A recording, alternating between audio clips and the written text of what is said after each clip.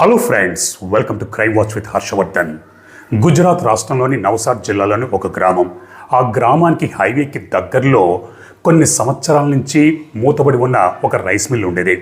కొన్ని సంవత్సరాల నుంచి మూతపడి ఉండడంతో ఆ రైస్ మిల్లులో చెట్లు, పిచ్చి పిచ్చి మొక్కలు ఇవన్నీ పెరిగి చూడ్డానికి పాత పురాతన భవనంలా ఉండేది.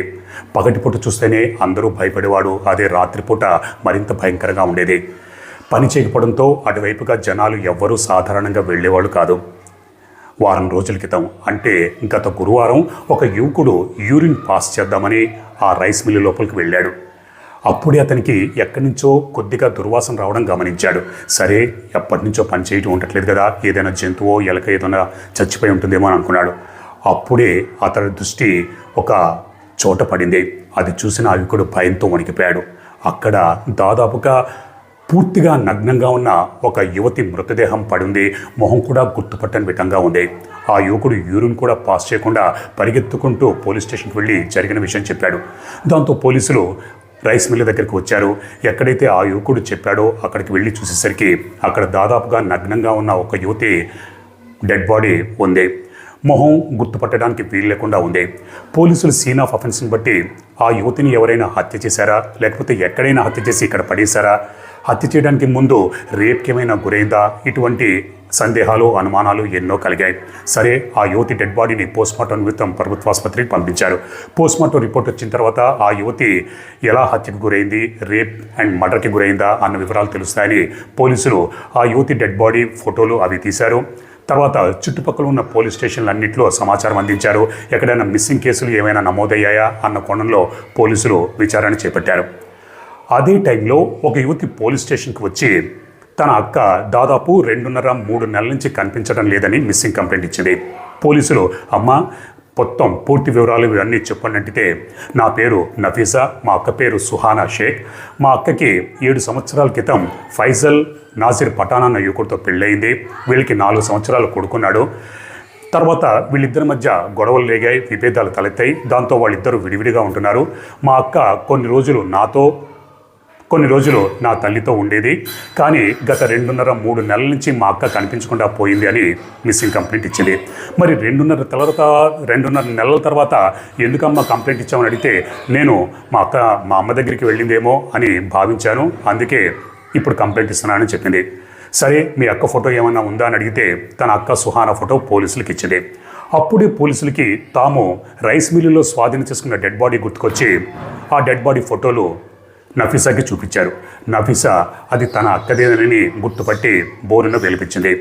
పోలీసులకి దాదాపుగా కేసు అర్థమైపోయింది. తాము రైస్ మిల్లులో స్వాధీనం చేసుకున్న డెడ్ బాడీ సుహానాది. సుహానాని బహుశా భర్త ఫైజల్ నాజిర్ పఠానే హత్య చేసి ఉంటాడని పోలీసులు దాదాపుగా నిర్ధారణకు వచ్చారు. సరే, ఇప్పుడు ఫైజల్ ఎక్కడున్నారు, ఫైజల్ ఫోన్ నంబరు, లొకేషన్ ఆధారంగా పోలీసులు చాలా ఈజీగానే ఫైజల్ ఎక్కడున్నాడు ఏంటనేది తెలుసుకొని ఫైజల్ని అదుపులోకి తీసుకొని పోలీస్ స్టేషన్కి తీసుకొచ్చారు. మొదట్లో ఫైజల్ తనకేమీ తెలియదని చెప్పాడు. కానీ పోలీసులు తమదైన శైలిలో ప్రశ్నించేసరికి అవును, తానే హత్య చేశానని ఒప్పుకున్నాడు. పోలీసులు మరి పూర్తిగా నిర్ధారించుకోవాలి కాబట్టి ఫైజల్ని తీసుకొని ఆ పాత రైస్ మిల్లులకి వెళ్ళారు. అక్కడ తాము ఎక్కడైతే డెడ్ బాడీని స్వాధీనం చేసుకున్నామో అక్కడికి తీసుకెళ్ళి, ఇక్కడే నువ్వు హత్య చేశావని అడిగితే ఫైజల్ అవును, ఇక్కడే హత్య చేశానని ఒప్పుకున్నాడు. పోలీసులు నిర్ధారించుకొని ఫైజల్ని తీసుకొని మళ్ళీ పోలీస్ స్టేషన్కి వచ్చారు. మరింత నిర్ధారణ కోసం తమ దగ్గర ఉన్న సుహానా ఫోటోని చూపించి, నువ్వు నీ భార్య సుహానాని ఏమని కదా హత్య చేశానని అడిగితే ఫైజల్ పోలీసులతో, ఈ అమ్మాయిని నేను హత్య చేయలేదు అన్నాడు. దాంతో పోలీసులు ఆశ్చర్యపడి, అదేంట్రా ఇప్పుడే కదా నువ్వు హత్య చేశావని ఒప్పుకున్నావంటే, నేను హత్య చేసిన మాట వాస్తవమే, కానీ మీరు చూపిస్తున్న అమ్మాయిని నేను హత్య చేయలేదని అన్నాడు.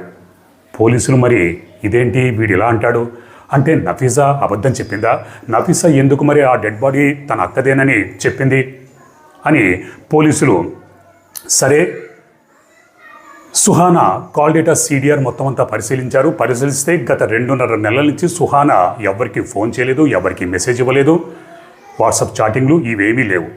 మరి వీడేమో హత్య చేశాను అంటాడు, కానీ సుహానాని హత్య చేయలేదని అంటాడు, కానీ మొత్తానికి హత్య చేశాడు.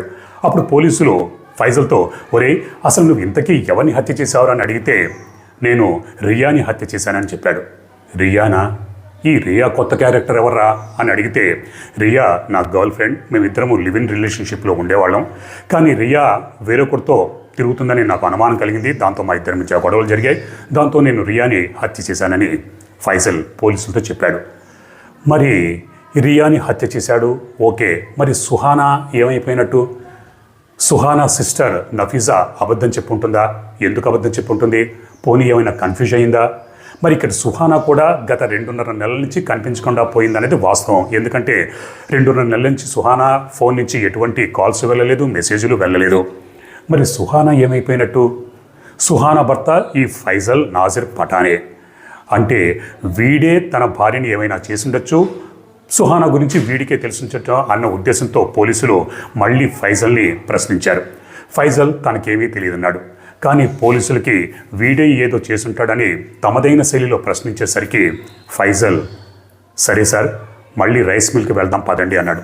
మళ్ళీ రైస్ మిల్క్ దగ్గరికి రానంటే మీరు పదండి అని ఫైజల్ పోలీసులు తీసుకెళ్ళి మళ్ళీ అదే పాత రైస్ మిల్కి తీసుకెళ్ళాడు. అక్కడికి రైస్ మిల్ చుట్టూ తిప్పాడు. ఆ తర్వాత ఫస్ట్ ఫ్లోర్కి నాజీర్ పోలీసులు తీసుకెళ్ళాడు. అక్కడ ఒక గది చూపించి ఆ గదిలో తవ్వమని చెప్పాడు. పోలీసులు కూలీల చేత ఆ గదిలో తవ్వితే ఒక అస్థిపంజరం బయటపడింది.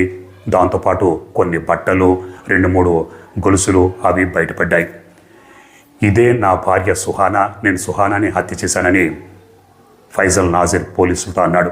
పోలీసులు దిగ్భ్రాంతికి, షాక్కి గురై మరింత నిర్ధారించుకోవడం కోసం నఫీసాని చెల్లెల్ని పిలిపించి ఆ బట్టలు ఉన్న 2-3 గొలుసులవి చూపిస్తే అవి తన అక్కదేనని గుర్తుపట్టి బోరున మళ్ళీ వెలిపించింది.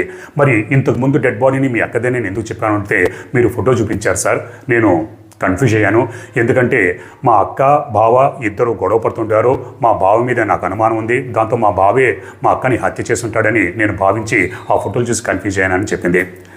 సరే, పోలీసులు ఫైజల్ నాజిర్ పఠాన్తో అసలు నీ అక్కని, నీ భార్యని, రియాని ఎందుకు హత్య చేశావని అడిగితే జరిగిన కథంతా చెప్పాడు. అదేంటి అంటే, ఫైజల్ నాజర్ పఠాన్కి సుహానాకి 7 సంవత్సరాల క్రితం పెళ్ళైంది. వీళ్ళకి 4 సంవత్సరాలు కొడుకు కూడా ఉన్నాడు. కానీ ఫైజల్ నాజిర్కి తన భార్య సుహానా మీద అనుమానం, సుహానా వేరొకరితో తిరుగుతుందోనేమోనని. ఇద్దరి మధ్య ఆ విషయం మీద గొడవలు, విభేదాలు తలెత్తాయి. ఇద్దరూ గొడవ పడుతూ ఉండేవారు. చివరికి ఇద్దరూ విడిపోవడానికి నిశ్చయించుకున్నారు. దాంతో సుహానా తన చెల్లెల దగ్గర ఉండేది, తన కొడుకుని తన అమ్మ దగ్గర పెట్టేది. కొన్ని రోజులు తన చెల్లెలు నఫీసా దగ్గర, కొన్ని రోజులు తన తల్లి దగ్గర ఉండేది. ఫైజల్ నాజిర్ సుహానాని విడిపోయినా కలుస్తూ ఉండేవాడు, ఎందుకంటే కొడుకు సుహానా దగ్గర ఉండేవాడు కాబట్టి. అలా ఒకరోజు సుహానాని తీసుకొని ఇదే రైస్ మిల్ దగ్గరికి వచ్చాడు. ఇద్దరి మధ్య మళ్ళీ గొడవ జరిగింది.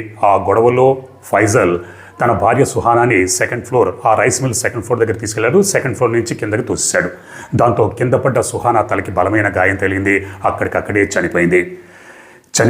ఇప్పుడు డెడ్ బాడీని మాయం చేయాలి. దాంతో ఫైజల్ తన భార్య డెడ్ బాడీని ఈడ్చుకుంటూ 1st ఫ్లోర్ దగ్గరికి తీసుకొచ్చాడు.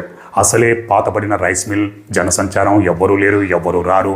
దాంతో 1st ఫ్లోర్లో ఉన్న గదిలో గొయ్యి తీసి తన భార్య డెడ్ బాడీని పాతిపెట్టాడు. ఆ తర్వాత ఫైజల్ జీవితంలోకి రియా వచ్చింది. రియాతో లివ్ ఇన్ రిలేషన్షిప్లో ఉండేవాడు. కానీ ఫైజల్ నాజిర్కి ఎక్కడో అనుమానం, తాను పాతి పెట్టాడు కరెక్టే, కానీ ఎవరైనా చూశారా, లేకపోతే తన భార్య దయ్యమై అక్కడ తిరుగుతుందేమో, ఎవరైనా తవ్వి తన భార్య డెడ్ బాడీని బయటకు తీసుకొచ్చారేమో అని వెళ్ళి చూద్దాం అనుకున్నాడు. కానీ ఎక్కడో భయం, తన భార్య దయ్యమై ఆ రైస్ మిల్లులో తిరుగుతుంది. అందుకే రియాని తోడుగా తీసుకుని ఆ రైస్ మిల్లుకి వెళ్ళేవాడు. అక్కడికి వెళ్ళి 1st ఫ్లోర్కి తీసుకువెళ్ళేవాడు. అక్కడ ఆ గదిలో చూసేవాడు. ఆ గదిలో ఎవ్వరూ ఏమీ తవ్వకుండా ఉండేసరికి అమ్మయ్య అని ఊపిరి పీల్చుకున్నాడు. అలా రియాని తీసుకెళ్ళి ఆ రైస్ మిల్కి ఎన్నోసార్లు వెళ్ళాడు. ఈ క్రమంలో ఈ నాజర్ అన్న వాడికి రియా మీద కూడా అనుమానం కలిగింది. రియా తనతో కాకుండా వేరొకరితో తిరుగుతుందని అనుమానం పెంచుకున్నాడు. దాంతో రియాతో గొడవ పడేవాడు. ఇద్దరూ ఈ విషయం మీద గొడవ పడుతూ ఉండేవారు. అలా ఒకసారి రియాని తీసుకుని మళ్ళీ అదే రైస్ మిల్కి వెళ్ళాడు. రియాతో గొడవ పడ్డాడు. ఆ గొడవలో ఫైజల్ నాజిర్ రియాని గొంతు పిసికి హత్య చేశాడు. ఎక్కడైతే తన భార్యని హత్య చేశాడో దానికి కొద్ది దూరంలోనే రియాని కూడా గొంతు పిసికి హత్య చేశాడు. హత్య చేసిన తర్వాత డెడ్ బాడీని పాతి పెడదామంటే భయం వేసింది.